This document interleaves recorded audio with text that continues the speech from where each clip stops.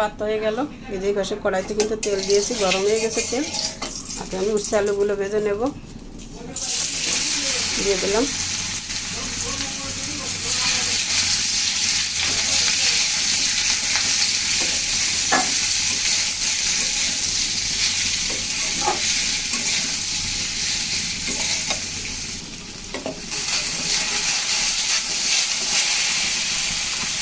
দিয়ে দিচ্ছি পরিমাণ মতো লবণ,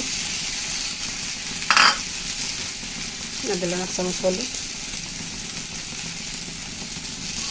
এই গরমের দিনে গরম ভাতের সাথে উচ্ছে আলুর এই ভালোবাসা যদি থাকে বন্ধুরা, খাবারের স্বাদ কিন্তু অনেকটাই বেড়ে যায়।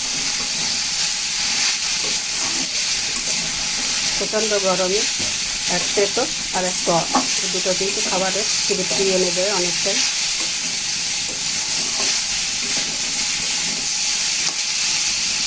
মিশিয়ে নিলাম, ঢাকা দিয়ে দিচ্ছি।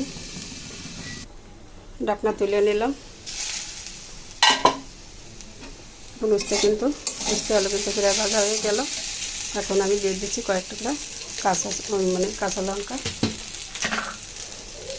তো এখান থেকে উচ্ছে আলু কিন্তু বাচ্চাকে তুলে দিতে হলো, ক্ষুধা লেগেছে আর এটা কিন্তু খুব ভালো খায়, তাই দিয়ে নিলাম কিছুটা। এখন কাঁচা লঙ্কা অ্যাড করে দিলাম। গরম ভাতের সাথে উচ্ছে আলু যে কত মজা লাগে বাচ্চারাও কিন্তু সেটা বুঝে গেছে। আর দেখুন সেটা কিন্তু আমার তুলে দেওয়াই লাগলো, ভাত নিয়ে বসে গেছে খেতে। আবার একটু ঢাকা দিয়ে দিচ্ছি। ঢাকনা তুলে নিলাম।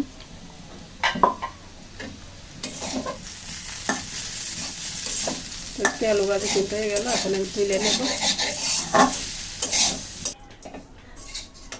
তুলে দিচ্ছি। বন্ধুরা এই যে আলু ভাজিটা তুলে নিলাম, কেমন হয়েছে কমেন্টে বলবেন কিন্তু। এখন ঢাকা দিয়ে রেখে দিচ্ছি।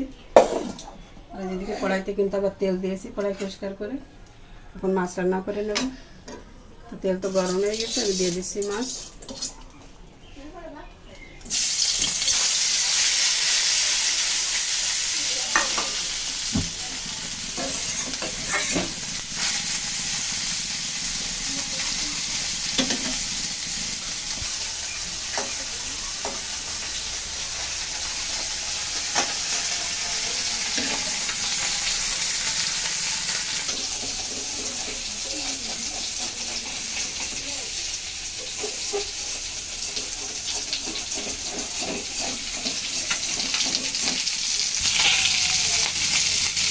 সুন্দর করে ভেজে নিলাম, এখন আমি তুলে নেব।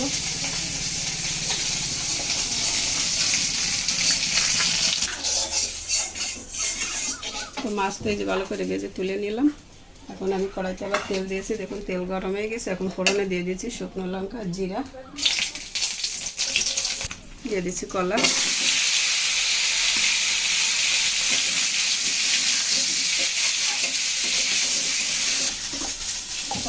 হলুদ দিয়ে দিলাম তরকারিটাকে। তো ভালো করে ভেজে দিলাম। এখন দিয়ে দিচ্ছি কাঁচা লঙ্কাগুলো।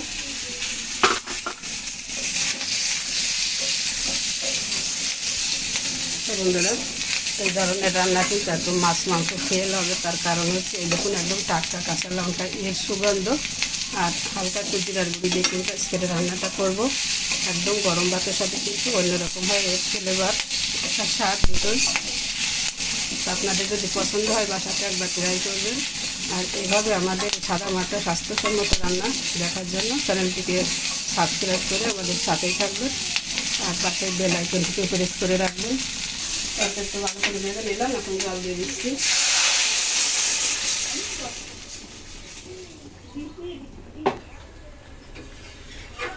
তরকারিতে একটু কত জাল এসে গেছে সুন্দর। এখন আমি দিয়ে দিচ্ছি 1 চামচ হলুদ,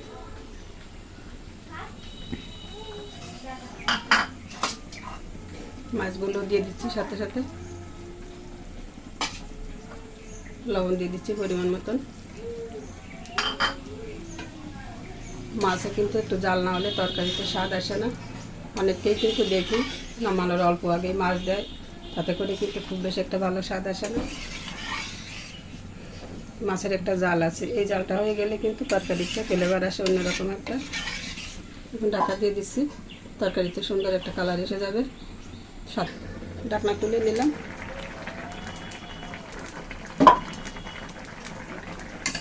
কাঁচা লঙ্কা দিয়ে রান্না, তরকারির কালারটা দেখুন বন্ধুরা কেমন হয়েছে, কমেন্ট করে জানাতে কিন্তু ভুলবেন না। তো রান্না কিন্তু হয়ে গেল, এখন আমি নামিয়ে নেব। তো নামানোর আগে জিরার গুঁড়ো দিয়ে দিচ্ছি। এই যে ভাজা জিরার গুঁড়ো দিয়ে নিলাম। এই জিরার গুঁড়োতে কিন্তু এই রান্নার স্বাদটা কিন্তু একদম সম্পূর্ণ বদলে গেল। আর ওদিকে আছে কিন্তু কাঁচা লঙ্কার একটা সুন্দর ফ্লেভার, সব মিলিয়ে অসাধারণ হয় কিন্তু এই রান্নাটি। তো যদি আপনাদের ভালো লাগে বাসায় একবার ট্রাই করুন, তাহলে বুঝতে পারবেন আসলে কেমন লাগে রান্নাটা।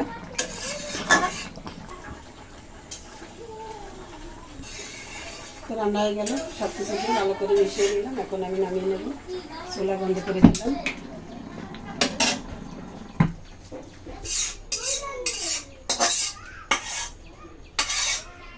তরকারিতে নামিয়ে নিলাম আর সামান্য একটু জিরার গুঁড়ো উপর থেকে ছড়িয়ে দিলাম।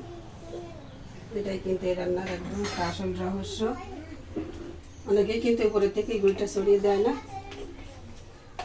তো আমি কিন্তু দিয়ে থাকি। তো দেখুন বন্ধুরা কালার, কাঁচা লঙ্কা দিয়ে চিংড়ি মাছ দরকলা দিয়ে রান্না। তো রেসিপিটি কেমন লাগলো কমেন্ট করে জানাতে কিন্তু বন্ধুরা ভুলবেন না। আর সবশেষে আবারও বলছি, ভালো লাগলে চ্যানেলটিকে সাবস্ক্রাইব করুন আর আমার সাথেই থাকুন এবং আমাকে এইভাবে সামনের দিকে এগিয়ে যেতে সাহায্য করুন। তো বন্ধুরা সবাই ভালো থাকুন, সুস্থ থাকুন। আজকের মতো এখানে এই পর্যন্ত রাখছি। তো সব মিলিয়ে আবার একটু একসাথে দেখিয়ে দিচ্ছি। এই যে আমাদের দুপুরের রান্না, আলু ভাজি,